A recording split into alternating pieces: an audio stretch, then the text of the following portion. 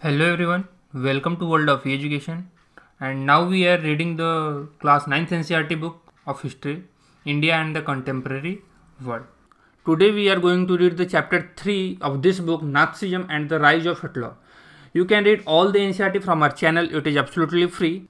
You can read all these standard books and many other by just joining our membership program in a minimum cost. For more detail, you can WhatsApp on the number which is given in description. So let's start today's reading. Chapter 3. Nazism and the Rise of Hitler. In the spring of 1945, a little 11-year-old German boy called Helmut was lying in bed when he overheard his parents discussing something in serious tones. His father, a prominent physician, deliberated with his wife whether the time had come to kill the entire family, or if he should commit suicide alone. His father spoke about his fear of revenge, saying, "Now the Allies will do to us what we did to the crippled and Jews." The next day, he took Helmut to the woods, where they spent their last happy time together, singing old children's songs. Later, Helmut's father shot himself in his office. Helmut remembers that he saw his father's bloody uniform being burnt in the family fireplace. So traumatized was he by what he had overheard and what had happened, that he reacted by refusing to eat at home for the following 9 years. He was afraid that his mother might poison him. Fig. 1 Hitler, Center, and Goebbels, left, leaving after an official meeting, 1932. Although Helmut may not have realized all that it meant, his father had been a Nazi and a supporter of Adolf Hitler. Many of you will know something about the Nazis and Hitler. You probably know of Hitler's determination to make Germany into a mighty power and his ambition of conquering all of Europe. You may have heard that he killed Jews. But Nazism was not one or two isolated acts. It was a system, a structure of ideas about the world and politics. Let us try and understand what Nazism was all about. Let us see why Helmut's father killed himself and what the basis of his fear was. New words. Allies. The Allied powers were initially led by the UK and France. In 1941 they were joined by the USSR and USA. They fought against the Axis powers, namely Germany, Italy and Japan. In May 1945, Germany surrendered to the Allies. Anticipating what was coming, Hitler, his propaganda minister Goebbels and his entire family committed suicide collectively in his Berlin bunker in April. At the end of the war, an international military tribunal at Nuremberg was set up to prosecute Nazi war criminals for crimes against peace, for war crimes and crimes against humanity. Germany's conduct during the war, especially those actions which came to be called crimes against humanity, raised serious moral and ethical questions and invited worldwide condemnation. What were these acts? Under the shadow of the Second World War, Germany had waged a genocidal war, which resulted in the mass murder of selected groups of innocent civilians of Europe. The number of people killed included 6 million Jews, 200,000 Gypsies, 1 million Polish civilians, 70,000 Germans who were considered mentally and physically disabled, besides innumerable political opponents. Nazis devised an unprecedented means of killing people, that is, by gassing them in various killing centers like Auschwitz. The Nuremberg tribunal sentenced only 11 leading Nazis to death. Many others were imprisoned for life. The retribution did come, yet the punishment of the Nazis was far short of the brutality and extent of their crimes. The Allies did not want to be as harsh on defeated Germany as they had been after the First World War. New words. Genocidal, killing on large scale leading to destruction of large sections of people. Everyone came to feel that the rise of Nazi Germany could be partly traced back to the German experience at the end of the First World War. What was this experience? 1. Birth of the Weimar Republic. Germany, a powerful empire in the early years of the 20th century, fought the First World War, 1914-1918, alongside the Austrian Empire and against the Allies, England, France and Russia. All joined the war enthusiastically hoping to gain from a quick victory. Little did they realize that the war would stretch on, eventually draining Europe of all its resources. Germany made initial gains by occupying France and Belgium. However, the Allies, strengthened by the US entry in 1917, won, defeating Germany and the Central Powers in November 1918. The defeat of Imperial Germany and the abdication of the Emperor gave an opportunity to parliamentary parties to recast German polity. A National Assembly met at Weimar and established a democratic constitution with a federal structure. Deputies were now elected to the German parliament, or Reichstag, on the basis of equal and universal votes cast by all adults including women. This republic, however, was not received well by its own people, largely because of the terms it was forced to accept after Germany's defeat at the end of the First World War. The peace treaty at Versailles with the Allies was a harsh and humiliating peace. Germany lost its overseas colonies, a tenth of its population, 13% of its territories, 75% of its iron and 26% of its coal to France, Poland, Denmark and Lithuania. The Allied powers demilitarized Germany to weaken its power. The war guilt clause held Germany responsible for the war and damages the Allied countries suffered. Germany was forced to pay compensation amounting to £6 billion. The Allied armies also occupied the resource-rich Rhineland for much of the 1920s. Many Germans held the new Weimar Republic responsible for not only the defeat in the war but the disgrace at Versailles. Fig. 2 Germany after the Versailles Treaty. You can see in this map the parts of the territory that Germany lost after the treaty. 1.1 The effects of the war. The war had a devastating impact on the entire continent both psychologically and financially. From a continent of creditors, Europe turned into one of debtors. Unfortunately, the infant Weimar Republic was being made to pay for the sins of the old empire. The Republic carried the burden of war guilt and national humiliation and was financially crippled by being forced to pay compensation. Those who supported the Weimar Republic, mainly socialists, Catholics and Democrats, became easy targets of attack in the conservative nationalist circles. They were mockingly called the November criminals. This mindset had a major impact on the political developments of the early 1930s, as we will soon see. The First World War left a deep imprint on European society and polity. Soldiers came to be placed above civilians. Politicians and publicists laid great stress on the need for men to be aggressive, strong and masculine. The media glorified trench life. The truth, however, was that soldiers lived miserable lives in these trenches, trapped with rats feeding on corpses. They faced poisonous gas and enemy shelling, and witnessed their ranks reduce rapidly. Aggressive war propaganda and national honor occupied center stage in the public sphere, while popular support grew for conservative dictatorships that had recently come into being. Democracy was indeed a young and fragile idea, which could not survive the instabilities of interwar Europe. 1.2 Political radicalism and economic crises. Fig. 3 This is a rally organized by the radical group known as the Spartacist League. In the winter of 1918-1919 the streets of Berlin were taken over by the people. Political demonstrations became common. The birth of the Weimar Republic coincided with the revolutionary uprising of the Spartacist League on the pattern of the Bolshevik Revolution in Russia. Soviets of workers and sailors were established in many cities. The political atmosphere in Berlin was charged with demands for Soviet-style governance. Those opposed to this, such as the Socialists, Democrats and Catholics, met in Weimar to give shape to the Democratic Republic. The Weimar Republic crushed the uprising with the help of a war veterans organization called Free Corps. The anguished Spartacists later founded the Communist Party of Germany. Communists and socialists henceforth became irreconcilable enemies and could not make common cause against Hitler. Both revolutionaries and militant nationalists craved for radical solutions. New words. Deplete, reduce, empty out. Reparation, make up for a wrong done. Fig. 4 Baskets and carts being loaded at a bank in Berlin with paper currency for wage payment, 1923. The German mark had so little value that vast amounts had to be used even for small payments. Political radicalization was only heightened by the economic crisis of 1923. Germany had fought the war largely on loans and had to pay war reparations in gold. This depleted gold reserves at a time resources were scarce. In 1923 Germany refused to pay, and the French occupied its leading industrial area, Ruhr, to claim their coal. Germany retaliated with passive resistance and printed paper currency recklessly. With too much printed money in circulation, the value of the German mark fell. In April the US dollar was equal to 24,000 marks, in July 353,000 marks, in August 4,621,000 marks and at 98,860,000 marks by December, the figure had run into trillions. As the value of the mark collapsed, prices of goods soared. The image of Germans carrying cartloads of currency notes to buy a loaf of bread was widely publicized, evoking worldwide sympathy. This crisis came to be known as hyperinflation, a situation when prices rise phenomenally high. Fig. 5 Homeless men queuing up for a night's shelter, 1923. Eventually, the Americans intervened and bailed Germany out of the crisis by introducing the Dawes Plan, which reworked the terms of reparation to ease the financial burden on Germans. 1.3 The years of depression.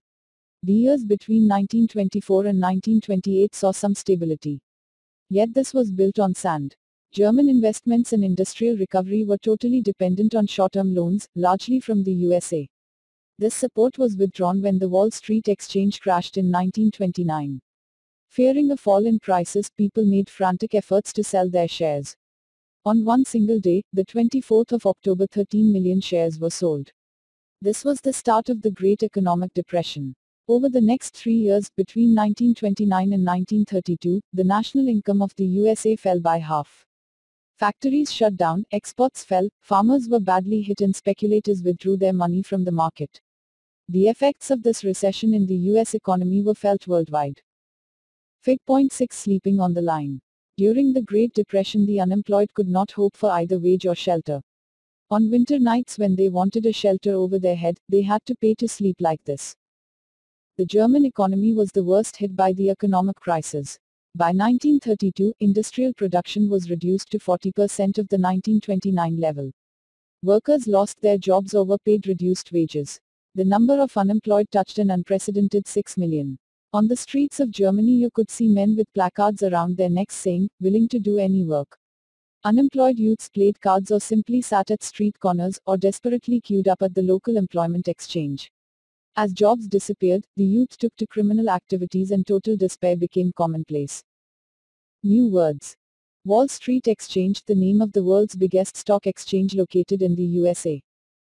The economic crisis created deep anxieties and fears in people. The middle classes, especially salaried employees and pensioners, saw their savings diminish when the currency lost its value. Small businessmen, the self-employed and retailers suffered as their businesses got ruined. These sections of society were filled with the fear of proletarianization, and anxiety of being reduced to the ranks of the working class, or worse still, the unemployed. Only organized workers could manage to keep their heads above water, but unemployment weakened their bargaining power. Big business was in crisis. The large mass of peasantry was affected by a sharp fall in agricultural prices, and women, unable to fill their children's stomachs, were filled with a sense of deep despair. Politically too, the Weimar Republic was fragile. The Weimar Constitution had some inherent defects, which made it unstable and vulnerable to dictatorship. One was proportional representation. This made achieving a majority by any one party a near impossible task, leading to a rule by coalitions. Another defect was Article 48, which gave the president the powers to impose emergency, suspend civil rights and rule by decree. Within its short life, the Weimar Republic saw 20 different cabinets lasting on an average 239 days, and a liberal use of Article 48. Yet the crisis could not be managed. People lost confidence in the democratic parliamentary system, which seemed to offer no solutions. New words. Proletarianization, to become impoverished to the level of working classes. 2. Hitler's rise to power. This crisis in the economy, polity and society formed the background to Hitler's rise to power. Born in 1889 in Austria, Hitler spent his youth in poverty. When the First World War broke out, he enrolled for the army, acted as a messenger in the front, became a corporal, and earned medals for bravery. The German defeat horrified him and the Versailles Treaty made him furious. In 1919, he joined a small group called the German Workers' Party. He subsequently took over the organization and renamed it the National Socialist German Workers' Party. This party came to be known as the Nazi Party. In 1923, Hitler planned to seize control of Bavaria, march to Berlin and capture power. He failed, was arrested, tried for treason, and later released. The Nazis could not effectively mobilize popular support till the early 1930s. It was during the Great Depression that Nazism became a mass movement. As we have seen, after 1929, banks collapsed and businesses shut down, workers lost their jobs and the middle classes were threatened with destitution. In such a situation, Nazi propaganda stirred hopes of a better future. In 1928, the Nazi Party got no more than 2.6% votes in the Reichstag, the German parliament. By 1932, it had become the largest party with 37% votes. Fig. 7 Hitler being greeted at the party congress in Nuremberg in 1938. New words. Propaganda, specific type of message directly aimed at influencing the opinion of people through the use of posters, films, speeches, etc. Fig. 8 Nuremberg Rally, 1936. Rallies like this were held every year. An important aspect of these was the demonstration of Nazi power as various organizations paraded past Hitler, swore loyalty and listened to his speeches. Hitler was a powerful speaker. His passion and his words moved people. He promised to build a strong nation, undo the injustice of the Versailles Treaty and restore the dignity of the German people. He promised employment for those looking for work, and a secure future for the youth. He promised to weed out all foreign influences and resist all foreign conspiracies against Germany. Hitler devised a new style of politics. He understood the significance of rituals and spectacle in mass mobilization. Nazis held massive rallies and public meetings to demonstrate the support for Hitler and instill a sense of unity among the people. The red banners with the swastika, the Nazi salute, and the ritualized rounds of applause after the speeches were all part of this spectacle of power. Fig. 9. Hitler addressing SA and SS columns. Notice the sweeping in straight columns of people. Such photographs were intended to show the grandeur and power of the Nazi movement. Nazi propaganda skillfully projected Hitler as a messiah, a savior, as someone who had arrived to deliver people from their distress. It is an image that captured the imagination of a people whose sense of dignity and pride had been shattered, and who were living in a time of acute economic and political crises. 2.1 The destruction of democracy. On the 30th of January 1933, President Hindenburg offered the chancellorship, the highest position in the cabinet of ministers, to Hitler. By now the Nazis had managed to rally the conservatives to their cause.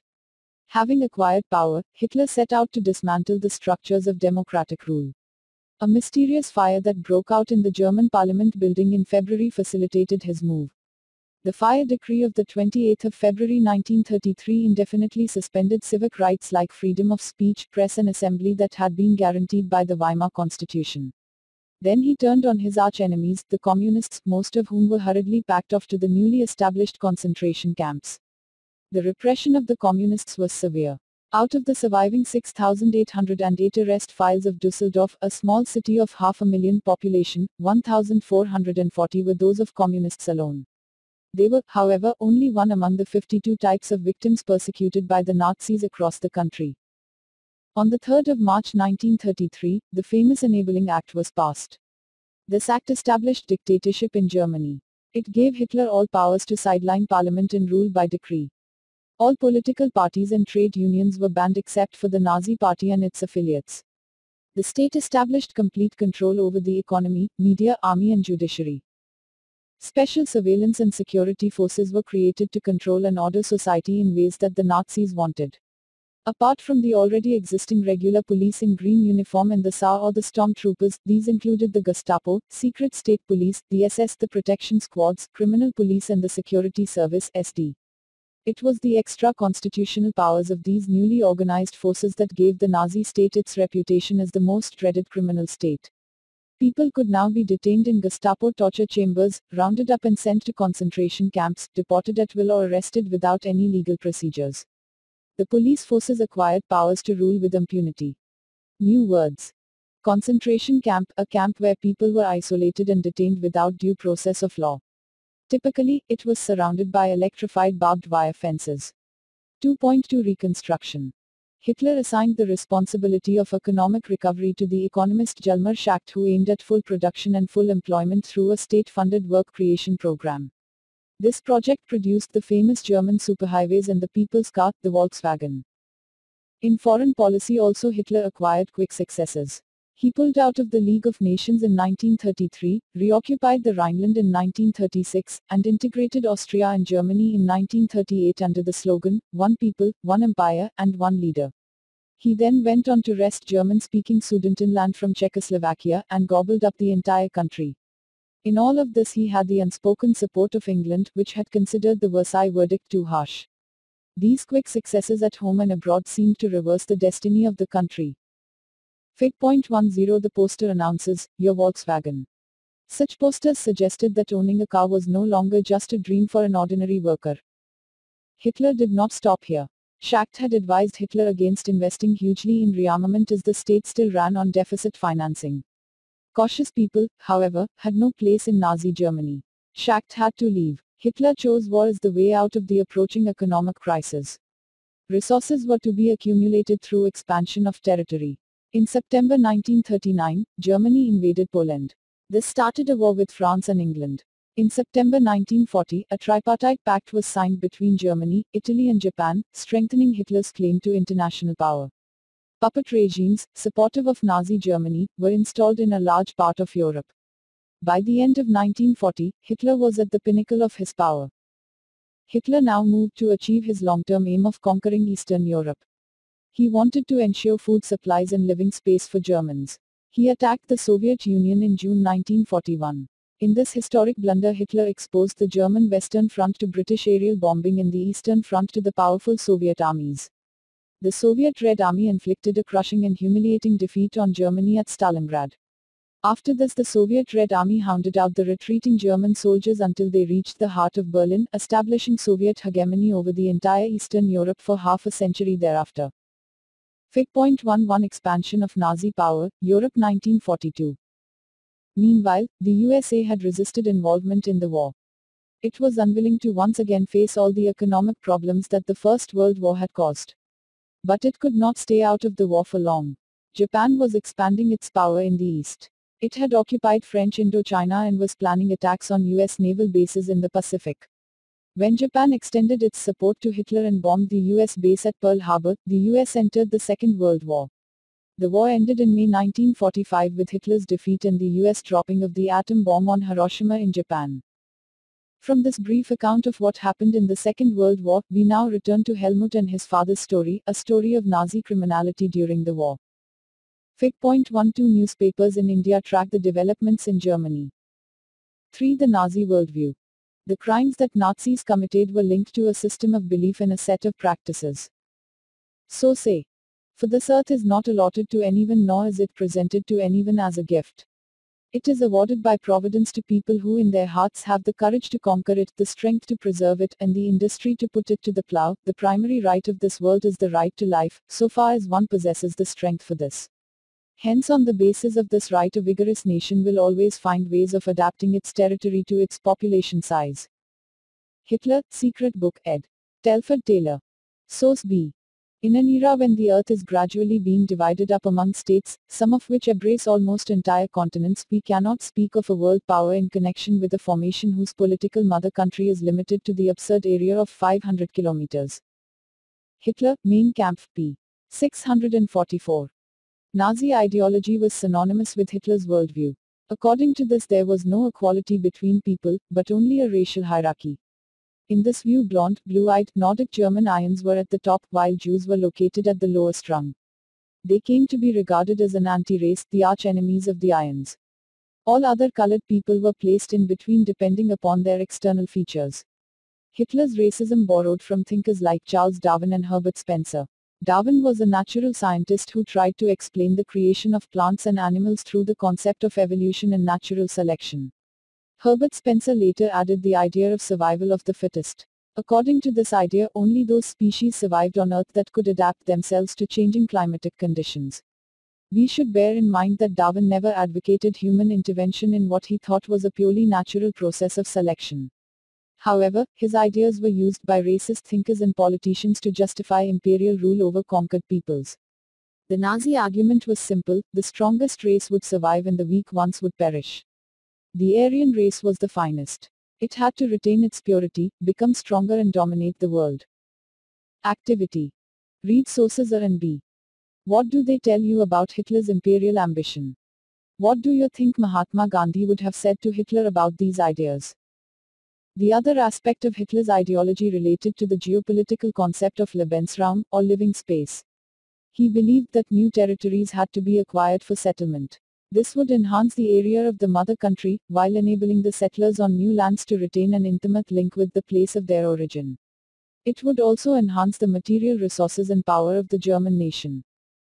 Hitler intended to extend German boundaries by moving eastwards, to concentrate all Germans geographically in one place. Poland became the laboratory for this experimentation. New words. Nordic German Aryans, one branch of those classified as Aryans. They lived in North European countries and had German or related origin. 3.1 Establishment of the racial state. Once in power, the Nazis quickly began to implement their dream of creating an exclusive racial community of pure Germans by physically eliminating all those who were seen as undesirable in the extended empire. Nazis wanted only a society of pure and healthy Nordic-Aryans. They alone were considered desirable. Only they were seen as worthy of prospering and multiplying against all others who were classed as undesirable. This meant that even those Germans who were seen as impure or abnormal had no right to exist. Under the euthanasia program, Helmut's father along with other Nazi officials had condemned to death many Germans who were considered mentally or physically unfit. Fig. 13 Police escorting gypsies who are being deported to Auschwitz, 1943-1944. Jews were not the only community classified as undesirable. There were others. Many gypsies and blacks living in Nazi Germany were considered as racial inferiors who threatened the biological purity of the superior Aryan race.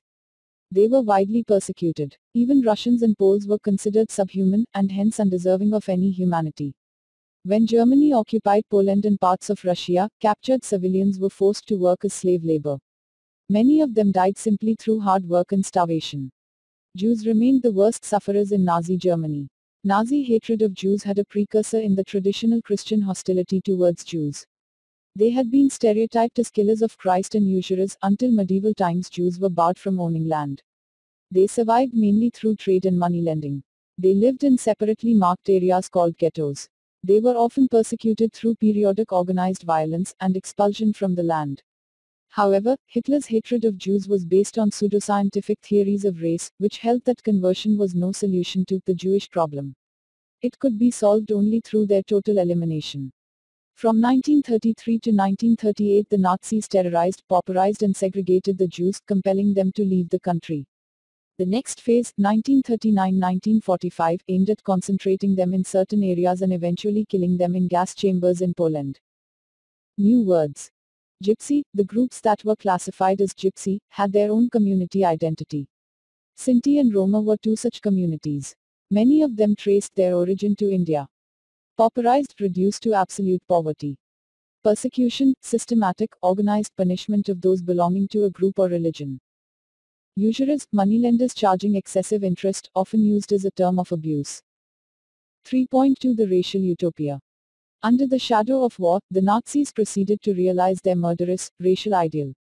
Genocide and war became two sides of the same coin. Occupied Poland was divided up. Much of northwestern Poland was annexed to Germany. Poles were forced to leave their homes and properties behind to be occupied by ethnic Germans brought in from occupied Europe. Poles were then herded like cattle in the other part called the General Government, the destination of all undesirables of the empire. Members of the Polish intelligentsia were murdered in large numbers in order to keep the entire people intellectually and spiritually servile. Polish children who looked like Aryans were forcibly snatched from their mothers and examined by race experts. If they passed the race tests, they were raised in German families, and if not, they were deposited in orphanages where most perished. With some of the largest ghettos and gas chambers, the General Government also served as the killing fields for the Jews. Activity. See the next 2 pages and write briefly. What does citizenship mean to you? Look at chapters I and 3 and write 200 words on how the French Revolution and Nazism defined citizenship. What did the Nuremberg laws mean to the undesirables in Nazi Germany? What other legal measures were taken against them to make them feel unwanted? Fig. 14 This is one of the freight cars used to deport Jews to the death chambers. Steps to death. Stage 1, Exclusion 1933-1939. You have no right to live among US's citizens. The Nuremberg Laws of Citizenship of September 1935. 1. Only persons of German or related blood would henceforth be German citizens enjoying the protection of the German Empire. 2. Marriages between Jews and Germans were forbidden. 3. Extramarital relations between Jews and Germans became a crime. 4. Jews were forbidden to fly the national flag. Other legal measures included boycott of Jewish businesses, expulsion from government services, forced selling and confiscation of their properties. Besides, Jewish properties were vandalized and looted, houses attacked, synagogues burnt and men arrested in a pogrom in November 1938, remembered as the Night of Broken Glass. Fig. 16 Park bench announces, for Aryans only. New words. Synagogues, place of worship for people of Jewish faith. Fig. 15 The sign declares that this North Sea bathing resort is free of Jews. Fig. 17 This is all I have to sell. Men and women were left with nothing to survive in the ghettos. Stage 2, Ghettoization 1940-1944.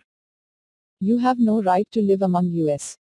From September 1941, all Jews had to wear a yellow Star of David on their breasts. This identity mark was stamped on their passport, all legal documents and houses. They were kept in Jewish houses in Germany, and in ghettos like Lodz and Warsaw in the east. These became sites of extreme misery and poverty. Jews had to surrender all their wealth before they entered a ghetto.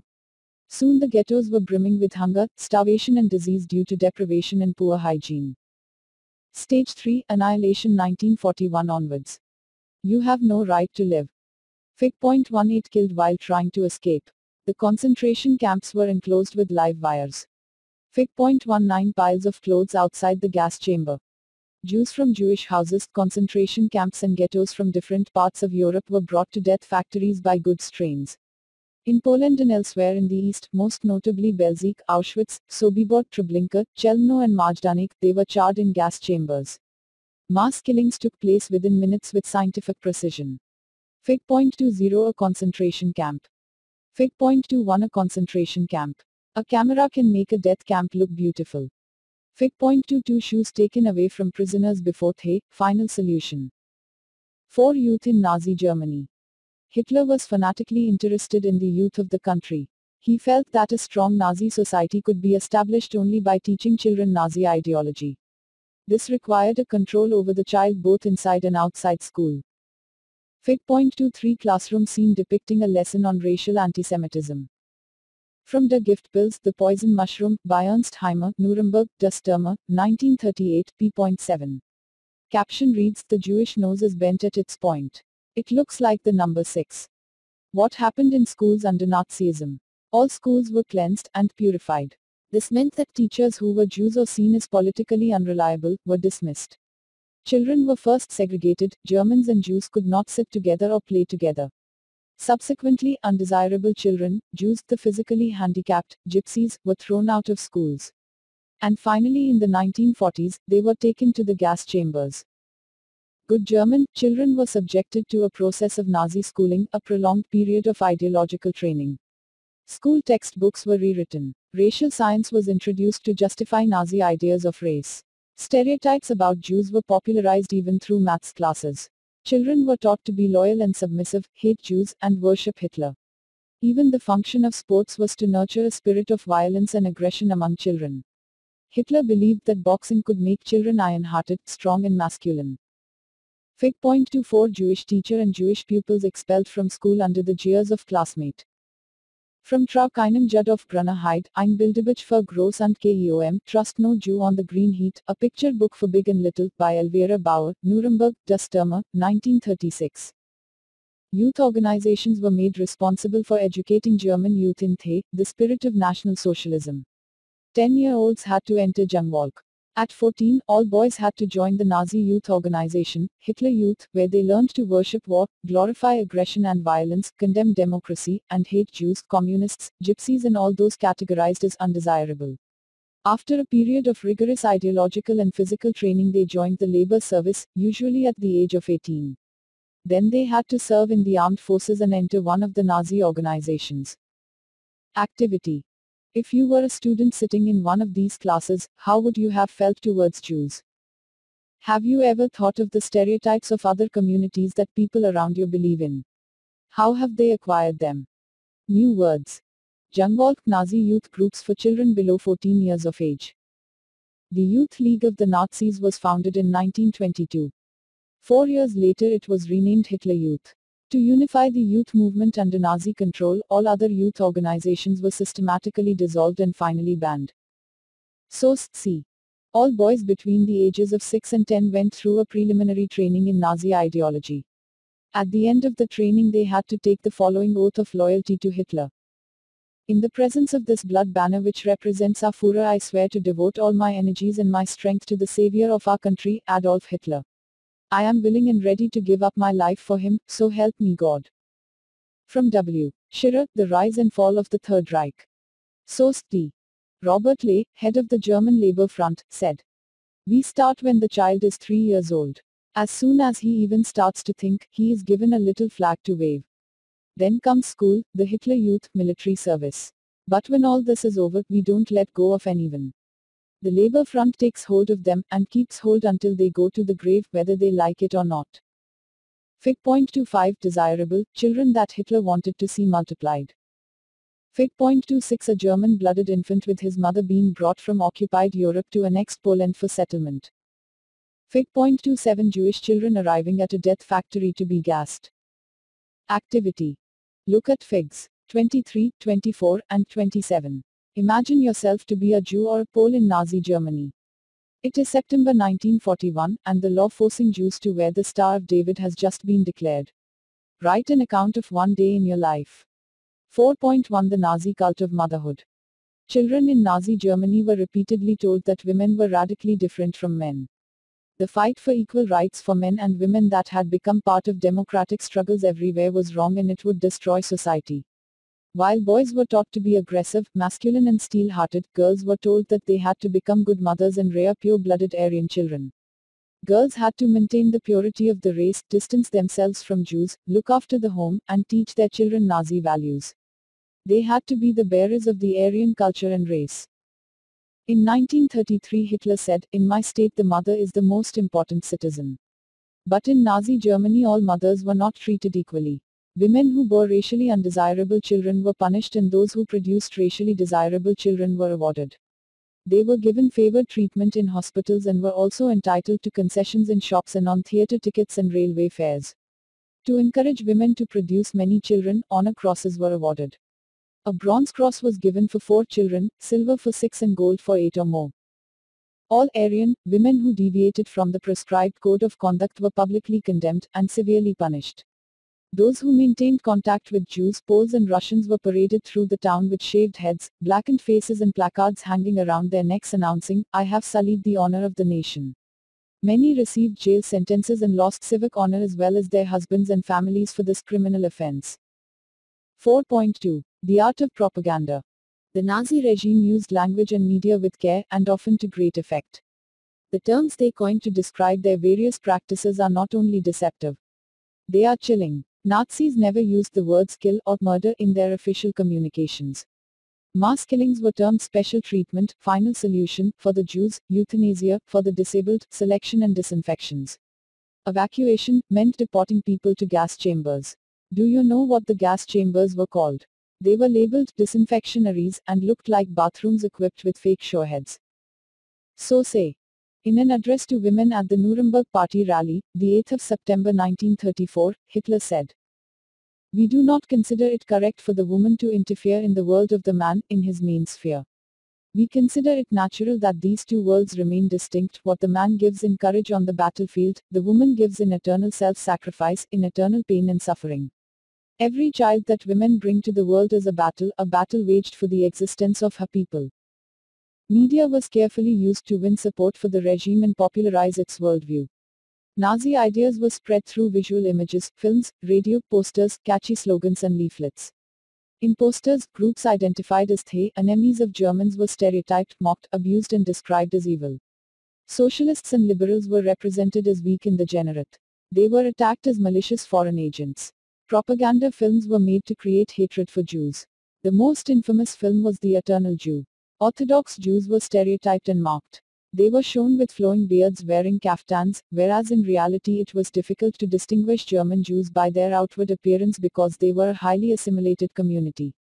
They were referred to as vermin, rats and pests. Their movements were compared to those of rodents. Nazism worked on the minds of the people, tapped their emotions, and turned their hatred and anger at those marked as undesirable. So Sef. Hitler at the Nuremberg Party rally, the 8th of September 1934, also said, "The woman is the most stable element in the preservation of a folk. She has the most unerring sense of everything that is important to not let a race disappear because it is her children who would be affected by all this suffering in the first place. That is why we have integrated the woman in the struggle of the racial community just as nature and providence have determined so." Activity. How would you have reacted to Hitler's ideas if you were a Jewish woman? A non-Jewish German woman? The Nazis made equal efforts to appeal to all the different sections of the population. They sought to win their support by suggesting that Nazis alone could solve all their problems. Fig. 28 A Nazi poster attacking Jews. Caption above reads, Money is the god of Jews. In order to earn money he commits the greatest crimes. He does not rest until he can sit on a big sack of money until he has become the king of money. Activity. What do you think this poster is trying to depict? Fig.29 The leaflet shows how the Nazis appealed to the peasants. Fig.30 A Nazi party poster of the 1920s. It asks workers to vote for Hitler, the frontline soldier. Activity. Look at figs 29 and 30 and answer the following. What do they tell us about Nazi propaganda? How are the Nazis trying to mobilize different sections of the population? Some important dates. August 1, 1914. First World War begins. November 9, 1918. Germany capitulates, ending the war. November 9, 1918. Proclamation of the Weimar Republic. June 28, 1919. Treaty of Versailles. January 30, 1933. Hitler becomes Chancellor of Germany. September 1, 1939. Germany invades Poland. Beginning of the Second World War. June 22, 1941. Germany invades the USSR. June 23, 1941. Mass murder of the Jews begins. December 8, 1941. The United States joins Second World War. January 27, 1945. Soviet troops liberate Auschwitz. May 8, 1945. Allied victory in Europe. 5 ordinary people and the crimes against humanity. How did the common people react to Nazism? Many saw the world through Nazi eyes and spoke their mind in Nazi language. They felt hatred and anger surge inside them when they saw someone who looked like a Jew. They marked the houses of Jews and reported suspicious neighbors. They genuinely believed Nazism would bring prosperity and improve general well-being. But not every German was a Nazi. Many organized active resistance to Nazism, braving police repression and death. The large majority of Germans, however, were passive onlookers and apathetic witnesses. They were too scared to act, to differ, to protest. They preferred to look away. Pastor Niemöller, a resistance fighter, observed an absence of protest, an uncanny silence, amongst ordinary Germans in the face of brutal and organized crimes committed against people in the Nazi Empire. He wrote movingly about this silence. First they came for the communists. Well, I was not a communist. So I said nothing. Then they came for the Social Democrats. Well, I was not a Social Democrat. So I did nothing. Then they came for the trade unionists. But I was not a trade unionist. And then they came for the Jews. But I was not a Jew, so I did little. Then when they came for me, there was no one left who could stand up for me. Box 1. Was the lack of concern for Nazi victims only because of the terror? No, says Lawrence Rees, who interviewed people from diverse backgrounds for his recent documentary, The Nazis, A Warning from History. Erna Kranz, an ordinary German teenager in the 1930s and a grandmother now, said to Rees. 1930s offered a glimmer of hope, not just for the unemployed but for everybody, for we all felt downtrodden. From my own experience I could say salaries increased and Germany seemed to have regained its sense of purpose. I could only say for myself, I thought it was a good time. I liked it. Activity. Why does Erna Kranz say, I could only say for myself? How do you view her opinion? What Jews felt in Nazi Germany is a different story altogether. Charlotte Bayrat secretly recorded people's dreams in her diary and later published them in a highly disconcerting book called The Third Reich of Dreams. She describes how Jews themselves began believing in the Nazi stereotypes about them. They dreamt of their hooked noses, black hair and eyes, Jewish looks and body movements. The stereotypical images publicized in the Nazi press haunted the Jews. They troubled them even in their dreams. Jews died many deaths even before they reached the gas chamber. Fig.31 Inhabitants of the Warsaw Ghetto collected documents and placed them in 3 milk cans along with other containers. As destruction seemed imminent, these containers were buried in the cellars of buildings in 1943. This can was discovered in 1950. 5.1 Knowledge about the Holocaust. Information about Nazi practices had trickled out of Germany during the last years of the regime. But it was only after the war ended and Germany was defeated that the world came to realize the horrors of what had happened. While the Germans were preoccupied with their own plight as a defeated nation emerging out of the rubble, the Jews wanted the world to remember the atrocities and sufferings they had endured during the Nazi killing operations, also called the Holocaust. At its height, a ghetto inhabitant had said to another that he wanted to outlive the war just for half an hour. Presumably he meant that he wanted to be able to tell the world about what had happened in Nazi Germany. This indomitable spirit to bear witness and to preserve the documents can be seen in many ghetto and camp inhabitants who wrote diaries, kept notebooks, and created archives. On the other hand, when the war seemed lost, the Nazi leadership distributed patrol to its functionaries to destroy all incriminating evidence available in offices. Fig. 32 Denmark secretly rescued their Jews from Germany. This is one of the boats used for the purpose. Yet the history and the memory of the Holocaust live on in memoirs, fiction, documentaries, poetry, memorials and museums in many parts of the world today. These are a tribute to those who resisted it, an embarrassing reminder to those who collaborated, and a warning to those who watched in silence. Box 2. Mahatma Gandhi writes to Hitler. Letter to Adolf Hitler. As at Wardha, C. P. India. July 23, 1939. Herr Hitler. Berlin. Germany. Dear friend. Friends have been urging me to write to you for the sake of humanity. But I have resisted their request because of the feeling that any letter from me would be an impertinence. Something tells me that I must not calculate and that I must make my appeal for whatever it may be worth. It is quite clear that you are today the one person in the world who can prevent a war which may reduce humanity to the savage state. Must you pay that price for an object however worthy it may appear to you to be? Will you listen to the appeal of one who has deliberately shunned the method of war not without considerable success? Anyway, I anticipate your forgiveness if I have erred in writing to you. I remain your sincere friend, M. K. Gandhi. __. The Collected Works of Mahatma Gandhi. Volume 76. Letter to Adolf Hitler. Wardha. December 24, 1940. We have found in non-violence a force which, if organized, can without doubt match itself against a combination of all the most violent forces in the world. In non-violent technique, as I have said, there is no such thing as defeat. It is all do or die without killing or hurting. It can be used practically without money and obviously without the aid of science of destruction which you have brought to such perfection. It is a marvel to me that you do not see that it is nobody's monopoly. If not the British, some other power will certainly improve upon your method and beat you with your own weapon. You are leaving no legacy to your people of which they would feel proud. They cannot take pride in a recital of cruel deed, however skillfully planned. I therefore appeal to you in the name of humanity to stop the war. I am your sincere friend, M. K. Gandhi. __. The Collected Works of Mahatma Gandhi. Volume 79. Activities. 1. Write a one-page history of Germany. As a schoolchild in Nazi Germany. As a Jewish survivor of a concentration camp. As a political opponent of the Nazi regime. 2. Imagine that you are Helmut. You have had many Jewish friends in school and do not believe that Jews are bad. Write a paragraph on what you would say to your father.